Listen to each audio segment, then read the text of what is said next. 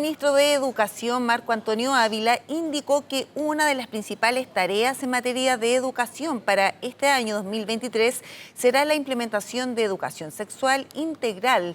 La propuesta legislativa tendrá en sus principales objetivos la incorporación de los apoderados en el proceso formativo. Hablamos sobre este tema con Alejandra Arratia, ella es directora ejecutiva de Educación 2020. ¿Cómo está, Alejandra? Gracias por acompañarnos esta tarde. Hola Maribel, muchas gracias a ustedes por la invitación a conversar de este tema y un saludo a las personas que nos escuchan. Sí, un tema súper interesante porque inmediatamente también abrió un debate, ¿cierto?, en el mundo político. Pero primero, en torno a este anuncio, a este proyecto, ¿cierto?, una legislación que tiene que pasar por el Congreso, ¿cuán necesario es, crees tú, que finalmente se puedan comenzar a aplicar este tipo de educación sexual afectiva, de autocuidado en el colegio, a los niños? O sea, a ver, es clave que los niños, niñas, los jóvenes, las personas adultas que estudian también, ¿no? Tenemos educación de adultos, es clave que puedan tener acceso a esta dimensión de la formativa, ¿no? Nosotros en Chile tenemos una promesa, digamos, en la Ley General de Educación de una educación integral. La Ley General de Educación define todas las dimensiones en que se debe dar la formación y, por cierto, la dimensión sexual es una de esas dimensiones muy importantes, ¿no? Y es importante considerar, Maribel, que no es que ahora no haya nada. Tanto a nivel del currículum nacional como desde enero del 2010 hay una ley que obliga que todos los establecimientos educacionales tengan que tener un plan de educación sexual en la enseñanza media. Y desde el Ministerio de Educación hay una serie de planes que están disponibles. Por cierto, entendiendo que no es que haya un solo plan de educación sexual, ¿no? Pero es importante que se incorpore la educación sexual integral como parte de la formación que reciben las personas, los niños, niñas, los jóvenes en la escuela, ¿no? Ahora, hemos visto, yo diría que hay dos elementos importantes que de alguna manera señalan y muestran la necesidad de avanzar en una legislación respecto a esto. Lo primero es que uno puede tener muchas definiciones a nivel país, a nivel curricular, a nivel de las definiciones de los planes que hay, pero se requiere de modo fundamental formación en esta materia. Es muy importante que los establecimientos educacionales puedan tener formación para los equipos directivos, para los equipos docentes. Muchas veces vemos, e incluso hemos visto casos en que incluso al interior de los establecimientos educacionales hay algunas cosas que se naturalizan como parte de sesgos de género o una educación sexista, ¿no? Queremos avanzar. Bueno, ese es el primer ámbito, ¿no? La necesidad de hacer formación. Y el segundo gran ámbito, y muy lamentablemente, es cómo vemos todavía que se mantienen, e incluso en algunos casos han aumentado, casos totalmente inaceptables de violencia de género, de violencia sexual. Podemos recordar casos, no sé, un caso emblemático fue a principios del año pasado, te diría que fue en marzo del año pasado, si mal no recuerdo, estudiantes de los liceos en Providencia, chiquillas, mujeres, ¿no? Jóvenes, que tuvieron que salir en el fondo a pedir, a demandar que se les escuchara en situaciones en que ellas habían demandado protección, demandado cuidado, demandado como parar con conductas de violencia sexual y las escuelas habían sido muchas veces como bastante, eso había sido invisible. Entonces, por cierto, es muy importante que podamos avanzar. Yo creo que, bueno, uno esperaría, ¿no?, que haya un acuerdo bastante transversal en que la violencia de género, la violencia sexual es una conducta totalmente inaceptable. Como país no podemos permitir ningún tipo de discriminación y especialmente en la etapa formativa, ¿no? Es aún más importante porque además cuando uno normaliza situaciones de discriminación, de violencia a nivel entre estudiantes, digamos, no tan solo estás teniendo el efecto negativo sobre aquella chica, aquel chico que está sufriendo esa discriminación, que está sufriendo esa violencia, sino que también se está dando un mensaje al resto de las y los estudiantes de que eso es aceptable, de que es permitido, por ejemplo, no sé, la discriminación a las disidencias sexuales, de que eso es legítimo y claramente es fundamental que podamos ser muy tajantes respecto a eso. Creo que es muy importante que en el fondo aquello sea un acuerdo como de un piso mínimo, ¿no? Respecto a la experiencia formativa que queremos que tengan las y los estudiantes en los establecimientos educacionales. Ahora, Alejandra, yo te decía que inmediatamente se abrió el debate porque, claro, parlamentarios, por ejemplo, de oposición han señalado de que no es un tema prioritario hoy en día para la educación de nuestro país, impulsar este tipo de proyectos, de legislación. Ellos apuntan finalmente a que hay deserción escolar, el ausentismo, el tema de los liceos emblemáticos, ¿cierto? Entonces señalan que no es prioritario este tema. ¿Qué te parece a Mm. ti esos argumentos? Mira, sin duda el Ministerio de Educación tiene que hacer un análisis respecto a las prioridades y a la agenda legislativa, pero yo creo que aquí hay que ser bien claro en que la educación es un tema muy complejo y es multisistémico, es multirelacionado, ¿no? Entonces que te digan, esto no se puede abordar porque tenemos temas, por ejemplo, como la deserción o la desvinculación de las y los jóvenes con los establecimientos educacionales que requieren ser abordados, es que son cosas que van de la mano. Muchas veces, por ejemplo, tenemos experiencia de chicos, chicas, chiques, incluso no, que en el fondo no van a la escuela porque sufren discriminación, porque sufren violencia de género, violencia sexual. Entonces creo que entiendo y creo que es sensato que como país también sinceremos que este tema va a ser un tema que va a tener una conversación, una discusión pública que es compleja, que frente a la cual va a haber diferencia y eso es legítimo. Pero creo que no podemos decir, mira, dado que tenemos una urgencia, que por cierto, nosotros tenemos una situación bien urgente que se ha generado a propósito de la pandemia, ¿no? O a propósito de los 2 años, casi 3 que hemos tenido en situación un poco irregular. Pero esa situación urgente no es emergente, decimos nosotros en 2020, no es algo nuevo. Y si nosotros no somos capaces de ver en su complejidad lo que requiere abordarla, va a ser muy difícil poder abordarla adecuadamente, porque vamos a seguir teniendo casos de estudiantes que no quieren ir a la escuela porque sufren discriminación, casos de estudiantes que no van a la escuela porque han sufrido situaciones de abuso, situaciones traumáticas, eh, y eso tenemos que abordarlo, ¿me entiendes? Entonces vamos a tener que, como, un poco como es el dicho popular, ¿no? Vamos a tener que ser capaces de caminar y mascar chicle al mismo tiempo, porque si no es muy difícil abordar que es un desafío complejo. No, y absolutamente están unidos, por ejemplo, tú lo decías claramente, Alejandra, la Total. deserción, cierto, escolar con finalmente este bullying que pueden tener o discriminación que puedan tener los Total, escolares que no quieren ir al colegio porque lo están pasando mal ahí. totalmente. La experiencia formativa en la escuela, mira, está muy vinculada a la experiencia emocional que uno tiene en la escuela. Nosotros, de hecho, bueno, nosotros hicimos una campaña para eso en el contexto de la pandemia, que se llamó Emociones Primero, que es que en el fondo que es como tratando de relevar, de poner como en la conversación, en el debate público, que las personas en el fondo aprendemos también desde cómo nos sentimos emocionalmente hablando. Además, el aprendizaje socioemocional es un elemento fundamental, ¿no?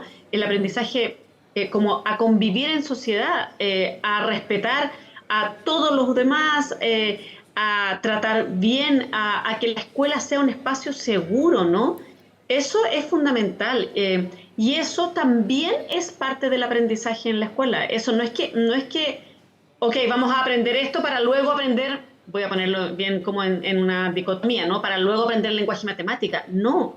Si yo tengo un espacio escolar que sea seguro, donde tenga unos vínculos de protección adecuados, por cierto, las y los estudiantes van a aprender mejor, ¿no?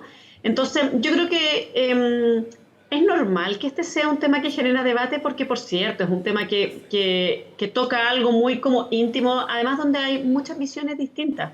Y eso es legítimo. Yo creo que también tenemos que tratar de cuidar como que no es algo malo tener visiones distintas. Pero cuando tenemos visiones distintas, y por eso va a ser muy importante el debate que haya a nivel parlamentario, ¿no? Cuando hay visiones distintas, lo que tenemos que hacer es dialogar respecto a ello. Y dialogar respecto a esas visiones distintas poniendo siempre el interés superior de niños y niñas y sus derechos como elemento principal, ¿no?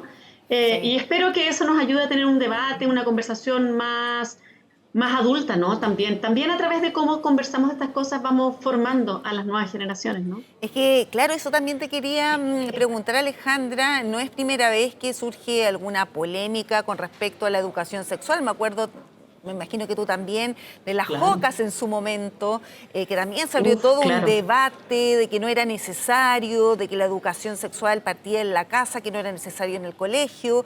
Y la verdad es que uno dice, Mm. claro, eso fue el año 1996, ahora estamos en el 2023 Más o menos, y sí. exactamente, Mm. y al parecer el debate también vuelve un poco a eso, como que uno se pregunta, nos quedamos detenidos en el tiempo, ¿por qué siempre se produce finalmente esta reticencia de algunos sectores?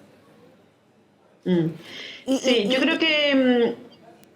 sí, y quería decir un No, dale, dale, argumento, dale, algunos Marina. de los argumentos que hay de parte de ellos, que en el fondo ese es un rol, dicen, de la familia, del hogar, de los padres, no se debe trasladar Mm. a las aulas.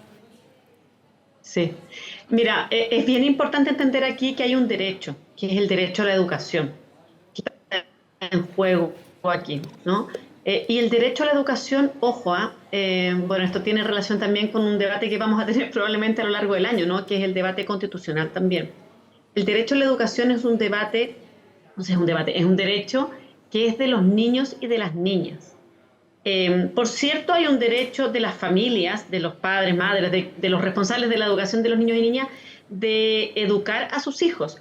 Pero eso no puede poner como en desmedro, no puede poner en cuestión el derecho a la educación que tienen los niños y niñas. Y eso, ojo, el interés superior de los niños y niñas es algo que está en la Declaración Universal de los Derechos de la Infancia, que es una declaración universal que Chile suscribió en el año 1990. Entonces, eso es parte de los tratados internacionales. Entonces, también tenemos que entender que, ok, por cierto, la educación es algo que parte en la familia y eso es algo innegable, pero no se puede poner en cuestión el derecho a la educación de los niños y niñas por visiones familiares. Y aquí también, este es el segundo tema, aquí también hay un tema de salud pública. Ojo, en Chile tenemos índices de enfermedades de transmisión sexual que han aumentado en el último tiempo. Entonces, aquí también hay un tema que tiene que ver con el derecho a información por un tema de salud de niños, niñas, jóvenes y adultos, ¿no? Entonces, este tema es importante mirarlo desde la perspectiva, desde un enfoque de derechos, de modo tal que podamos como poner un poquito en perspectiva. Yo no sé si hubiera algo, por ejemplo, si tuviéramos un debate respecto, no sé, a la enseñanza de las matemáticas y no quisiéramos enseñarle, no sé, las tablas de multiplicar, por poner un ejemplo muy básico, ¿no? A los niños y niñas uno diría, bueno, pero los niños tienen derecho a desarrollar pensamiento crítico y pensamiento lógico matemático, para lo cual, por ejemplo, necesitan las tablas de multiplicar, ¿no? Estoy usando un ejemplo por algo que nos parezca conocido a todos, ¿no? Las tablas de multiplicar. Y respecto a la educación sexual también hay ciertos elementos que son básicos. Bueno, de hecho, en todo caso, eso está en las bases curriculares, ¿ah? Está en las bases curriculares que están aprobadas por el Consejo Nacional de Educación. En la asignatura de orientación hay un eje de crecimiento personal que tiene afectividad y sexualidad, donde hay objetivos vinculados a la afectividad y la sexualidad desde tercero básico. Y eso es algo que está. Lo que pasa es que es muy importante como complejizar eso, yo diría, bueno, con elementos que han ido cambiando también de cómo cuestionamos y cómo desnaturalizamos muchos elementos de una educación sexista que todavía tenemos lamentablemente en muchas escuelas. De hecho, tenemos, no sé, para seguir con ejemplos más como conocidos, ¿no? O que a la gente le puedan hacer sentido. Tenemos estudios que nos muestran que, por ejemplo, profesores y profesoras muchas veces le preguntan más a los hombres respecto a matemáticas y le preguntan más y le hacen comentarios más a los hombres respecto a su desempeño y a las niñas, a las mujeres, le hacen comentarios respecto a su apariencia, a qué tan ordenadas están, a su letra, etcétera. Ese tipo de sesgos están presentes en la educación. Entonces es muy importante que podamos desnaturalizar esto, poder avanzar en una educación que sea efectivamente no sexista, y que vaya además como en el fondo como complejizando una educación que salga desde los estereotipos de género y vaya abriéndose, o sea, y que en el fondo recoja el tema de las disidencias, por ejemplo, disidencias sexoafectivas, y cómo hacemos una educación que sea más inclusiva, ¿no? Por el derecho de los niños y niñas a acceder a esto. Ahora, Alejandra, volviendo a este proyecto de ley, se tiene que discutir, por supuesto, también en el Congreso, tiene que pasar, digamos, por eso, pero a tu Sí, claro. juicio, ¿cuáles son los ejes que debiese contener este proyecto de ley, los ejes prioritarios que debiesen estar Mm. contenidos? Porque se habla de un proyecto, cierto, de educación sexual integral, donde también estén incorporados los Mm. apoderados. A tu juicio, ¿cuáles son esos ejes? Mira, nosotros desde Educación 2020 creemos que es muy importante que efectivamente haya espacios para incorporar a la familia, a la comunidad educativa. Además, bueno, en esto hay mucha evidencia respecto a que las personas aprendemos mucho en base a nuestra experiencia, más que a lo que se nos dice, ¿no? Son aprendizajes experienciales, entonces es muy importante que los distintos actores de la comunidad educativa tengan una mirada conjunta de esto, ¿no? Eso por un lado, por otro lado la formación. Creemos que es clave que exista formación en la materia, porque hay muchos establecimientos educacionales en que se mantienen patrones de sesgo, en que se invisibilizan muchas veces situaciones de violencia sexual, eh, porque falta formación, porque hay personas que han tenido una experiencia vital distinta, que no han tenido la posibilidad de cuestionarse muchos de estos sesgos, de reflexionar respecto a ello. Y ese es un primer paso, ¿no? Cuestionárselo, reflexionar, y luego viene un segundo paso. ¿Qué hago con esto? ¿Qué hago cuando me doy cuenta? ¿Cómo lo abordo? ¿Cuántas veces no hemos sabido, y quizás aquí mucho nos puede como resonar incluso nuestras propias historias, ¿no? Mm. Eh, Personas que dicen, ay, pero bueno, pero si esto es normal, siempre ha sido así, es normal, así es como es, ¿no?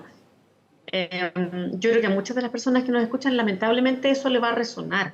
Entonces, tenemos que ver cómo vamos desnaturalizando esto, pero también cómo vamos entregando herramientas y desarrollando capacidades para que esto se pueda abordar desde una perspectiva formativa, además, porque hay que recordar que la escuela es un espacio, por esencia, formativo, O sea, ¿no? tiene que haber una Entonces, formación de los claramente, profesores, de la comunidad educativa. Eso sí o sí tiene que estar presente. to- Eso, eso es clave.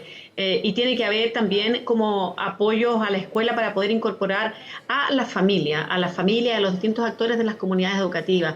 Yo creo que eso es algo clave. Y también creo que también es importante cómo ir como en el fondo, como saliéndonos de una visión un poco como, como polarizante, que solo es como que divide, como que por un lado como algunos que quisieran respetarlo y otros que no quisieran Mm. respetarlo. Yo creo que también hay que entender que estamos en un cambio cultural bien profundo. Y ese cambio cultural requiere también como ir acompañando el proceso de modo gradual.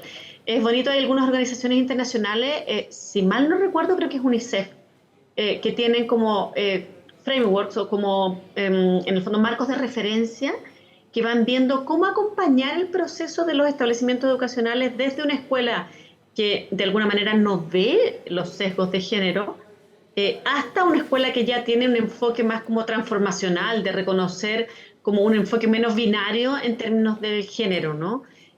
Pero eso requiere, eso es un proceso que va a requerir distintas etapas y que requiere ir siendo acompañado. Entonces yo creo que eso es muy importante porque, bueno, porque en Chile además, quiero decirlo, lamentablemente, tenemos una visión a veces en que creemos que estos temas basta con legislarlos, ¿no? Y como que si se legisla por arte de magia, dado que hay una ley, va a pasar. Y no, pues, Yo creo sabemos que lo más que no es, complejo es implementarlo, sobre todo en una comunidad totalmente. educativa tan diversa. Y acompañar ese cambio cultural. Mm. Acompañar ese cambio cultural con un enfoque formativo y con un enfoque de ir entendiendo también, esto es más, quizás es más psicológico, ¿no? Pero de ir entendiendo que cuando hay procesos de cambio, hay temores, hay incertidumbre, hay resistencia, y todo eso no lo podemos como condenar y eliminar. Hay que entenderlo, acogerlo e ir acompañando. Estos son procesos de cambio que hay que ir acompañando. Entonces, por cierto, la ley es muy importante bueno, es muy importante como país para asegurar un piso mínimo. Nosotros nos parece que no tiene que ser aceptable en ningún establecimiento educacional que se discrimine, por ejemplo, a un niño o a una niña trans, por poner un ejemplo súper concreto, que sabemos lamentablemente que muchas veces pasa.